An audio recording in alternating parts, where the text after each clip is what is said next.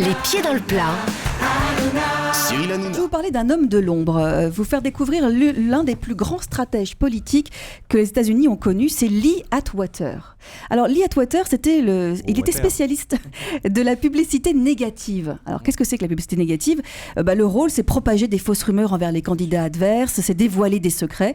Il était surnommé le Dark Vador du Parti républicain. Il a notamment eu un grand rôle dans l'élection de Reagan et George Bush Senior dans les années 80.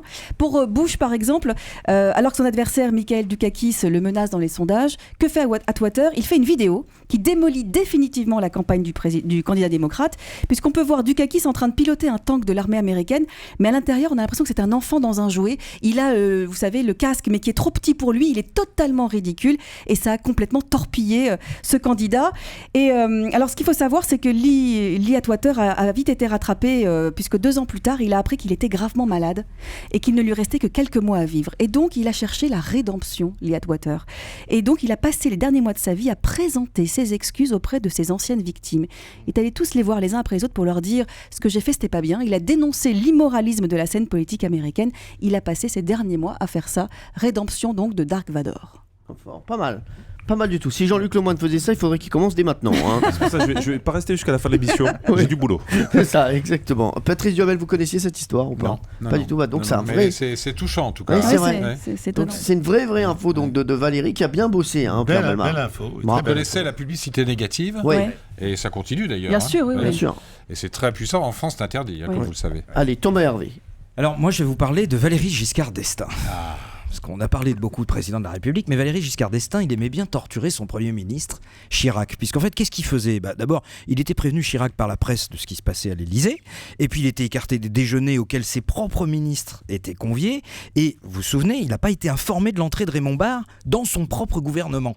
Donc, à un moment donné, Jacques Chirac, vraiment, commence à être en colère contre Giscard d'Estaing. Et Giscard d'Estaing l'invite au fort de Brégançon. Et là, il se dit... Ah, tiens, quand même, c'est un signe. Et d'ailleurs, il est à côté de Bernadette. Tu vois, finalement, il n'est pas si mauvais puisqu'il nous invite au fort de Brégançon. Donc, ils sont très contents, ils y vont, ils s'apprêtent et tout, etc. Et puis là, il s'assoit et qui y voit ? Le moniteur de ski de Valéry Giscard d'Estaing. C'est-à-dire que Valéry Giscard d'Estaing, il considérait que c'était tout aussi important d'avoir son moniteur de ski à table que Jacques Chirac. Et deuxième humiliation, Anémone et Valéry Giscard d'Estaing sont assis sur des sièges en majesté, des vrais fauteuils, et ils placent Bernadette et Jacques Chirac sur des chaises. Vous imaginez à l'époque, Bernadette et Jacques Chirac sur des chaises. Eh bien écoutez, ils ont tellement été humiliés, tellement vexés, qu'ils sont partis. Et 1 mois après, Jacques Chirac donnait sa démission de Premier ministre et eut la carrière qu'on lui sait aujourd'hui. Ça, vous la connaissiez bien sûr. Avec Jacques Santamaria, on a fait un scénario de fiction politique qui a été diffusé en novembre sur France 3, qui s'appelait La Rupture. Et il y a la scène de Brégançon. Alors fou, sur le moniteur de ski qui je crois, tenait une plage l'été à côté de Brégançon, dans le coin de Saint-Tropez. C'est vrai, il est venu avec sa femme.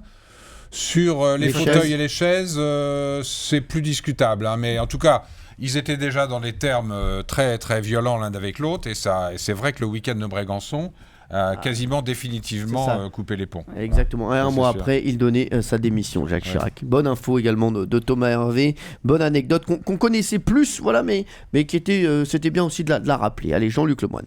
Moi, je vais vous raconter quelque chose qui aurait pu être au 19e siècle, mais ça se passe au 20e siècle. Nous sommes en 67.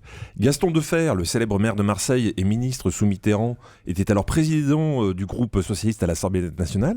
Et lors d'une session particulièrement agitée, il prend à partie le député gaulliste René Ribière et lui lance une injure « Taisez-vous, abruti !» C'est pas méchant, franchement. Non, c'est gentil, mais sauf qu'en public, c'est une vraie humiliation, un coup bas devant toute l'Assemblée.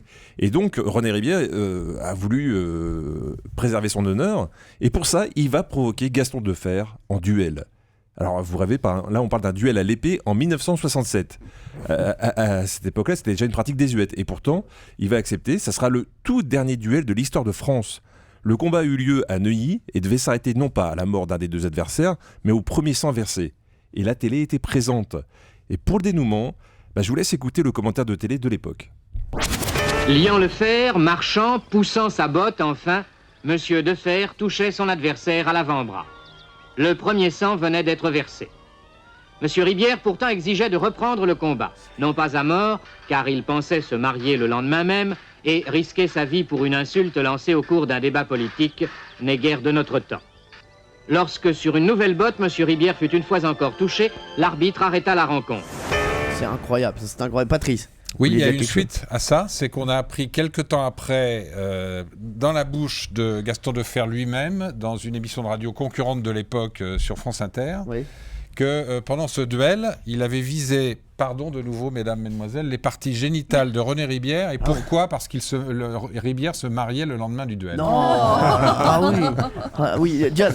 Justement, quelle est la pire attaque que l'on pouvait faire en politique ? Alors heureusement, aujourd'hui, ça ne se fait plus. C'était l'attaque sur la virilité. Alors on l'a vu bien sûr avec Hitler pendant la Seconde Guerre mondiale. La fameuse rumeur disant qu'il n'avait qu'un testicule est partie d'Angleterre. C'était en fait une chanson de désinformation, mais pire encore et plus récent, et c'est là le petit scoop. Pendant la guerre du Koweït, les Américains qui n'arrivaient pas à faire de la désinformation contre Saddam Hussein n'ont rien trouvé de mieux que de créer de faux films pornographiques homosexuels avec des sosies de Saddam Hussein qui ont été largement diffusés à l'époque dans le Moyen-Orient, parce que atteindre finalement Saddam dans sa virilité d'homme, c'était là enfin pouvoir lutter contre ce que son armée n'arrivait plus à faire. Mais Diane, vous aviez dit tout à l'heure que vous aviez un scoop sur Cyril Hanouna, c'est par rapport au monotesticule ou au film derrière? Il a une petite ressemblance avec Saddam, c'est vrai. Merci. Je suis pas sûre que c'est flatteur. Hein. Ça fait plaisir. Il était très bel homme, à son époque un grand séducteur. Attention, détrompez-vous. Calmez-vous quand même, n'essayez pas de vous rattraper. C'est bon. Alors, qui avait le meilleur scoop pour vous? Pierre Bellemare et Patrice Duhamel. Alors, on avait Valérie Benaïm avec son histoire de cet homme qui s'excuse auprès de tout le monde avant sa mort. Il y avait Jean-Luc Lemoyne, bien sûr, qui nous a raconté une très belle histoire avec Gaston Defferre et avec l'extrait en plus à la clé.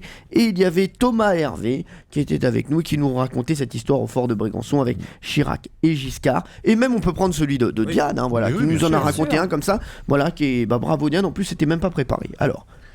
Moi, je trouve que le plus émouvant, si vous voulez, dans tout ça, c'est évidemment le monsieur qui, voyant sa mort arriver, se dit « il faut que je fasse quelque chose par rapport à toutes les méchancetés que j'ai dit dans ma vie » et qui va s'excuser auprès de tout. Je trouve cette démarche assez extraordinaire sur le plan humain, je trouve. Hein.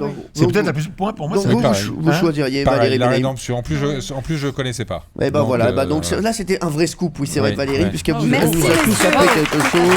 Bravo, Valérie Benaïm. Europe 1, les pieds dans le plat. Tous les jours, 10h30, 12h30. Cyril Hanouna.